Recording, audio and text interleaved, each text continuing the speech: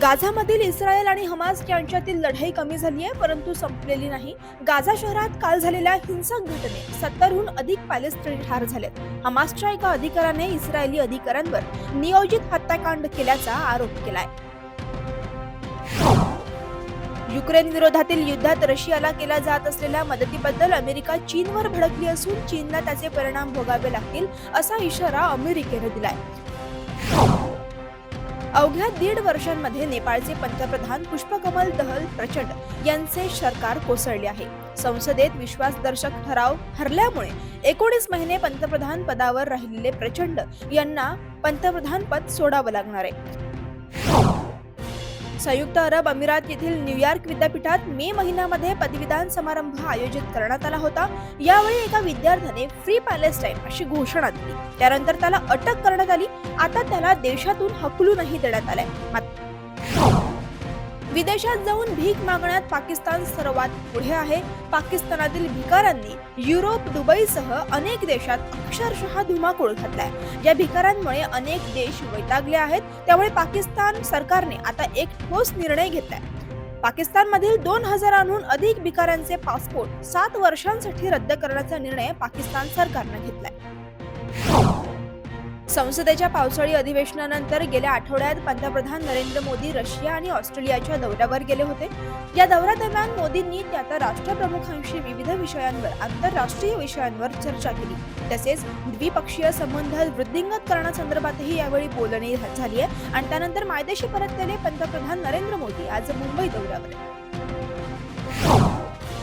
भारताच्या real estate मार्केटने चीनला मागे टाकलाय. भारताचे रिअल इस्टेट क्षेत्र दक्षिण आशियातील सर्वात मोठे रिअल इस्टेट मार्केट बनले आहे. अर्थसंकल्पापूर्वी अर्थशास्त्रज्ञ रघुराम राजन यांनी सरकारला मोलाचा सल्ला दिलाय. आरबीआयचे माजी गव्हर्नर रघुराम राजन म्हणाले की शाश्वत आर्थिक वाढीसाठी तसेच रोजगार निर्मितीसाठी भारताने उत्पादन क्षेत्राच्या विस्तारापेक्षा आपल्या सेवा क्षेत्राला प्राधान्य देणं आवश्यक आहे. केंद्रीय गृहमंत्री अमित शहा यांनी मोठी घोषणा केली आहे. त्यानंतर जाहीर केलेले आहे की देशात दरवर्षी 25 जूनला संविधान हत्या दिवस साजरा केला जाईल. 25 जून 1975 रोजी देशात आपत्काल लागू झाला होता. केंद्र सरकारने यासंबंधी अधिसूचना देखील जारी केली आहे. जम्मू काश्मीर बाबत मोदी सरकारने मोठा निर्णय घेतलाय. विधानसभा निवडणुकीच्या पार्श्वभूमीवर सरकारने जम्मू काश्मीरचे लेफ्टनंट गव्हर्नर मनोज सिन्हा यांच्या अधिकारात वाढ केलेली आहे. जम्मू काश्मीरमध्ये लवकरच विधानसभेची निवडणूक होणार आहे. यापूर्वी मोदी सरकारने जम्मू काश्मीर पुनर्रचना कायदा 2019च्या कलम 55 मध्ये सुधारणा केली आहे. पाकिस्तानातील पेशावर येथील बाचा खान विमानतळावर लँडिंग करत असताना सौदी एअरलाइन्सच्या विमानाला आग लागली. सौदीची राजधानी रियाद येथून हे विमान दाखल झालं होतं. विमानात 300 प्रवासी होते. मात्र या आगीमध्ये जीवितहानी झाली नाही. सर्व 276 प्रवासी आणि 21 क्रू मेंबर्स सर्वजण सुखरूप आहेत.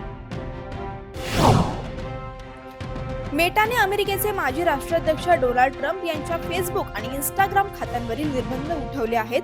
शुक्रवारी 12 जुलै रोजी मेटाने जाहीर केले की अमेरिकेचे माजी अध्यक्ष डोनाल्ड ट्रम्प यांच्या सोशल मीडिया खात्यांवर जवळपास 17 महिन्यांपूर्वी घातलेले निर्बंध त्यांनी उठवले आहेत.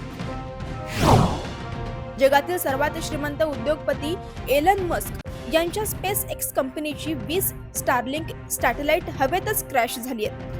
स्पेसएक्सच्या फाल्कन 9 रॉकेटमध्ये गुरुवारी रात्री तांत्रिक बिघाड झाला. कंपनीचे इंटरनेट उपग्रह इतके कमी कक्षेत सोडले की क्रॅश होऊन जळून खाक झाल्याचे वृत्त माध्यमांनी दिले आहे. रॉकेट आकाशात असताना आणि 20 स्टारलिंक उपग्रहांना कक्षेत पाठवण्यासाठी जात असताना ही घटना घडली. विम्बल्डन 2024 मध्ये पुरुष एकेरीच्या अंतिम सामन्यात गटविजेता कार्लोस अल्काराज आणि सर्बियाचा नोव्हाक जोकोविच भिडणार आहे. या दोघांमध्ये 14 जुलै रोजी विजेतेपदाचा सामना रंगणार आहे. जोकोविचने उपांत्य फेरीच्या सामन्यात लॉरेन्झ मुसेट्टीचा पराभव करून अंतिम फेरीत आपलं स्थान निश्चित केलंय.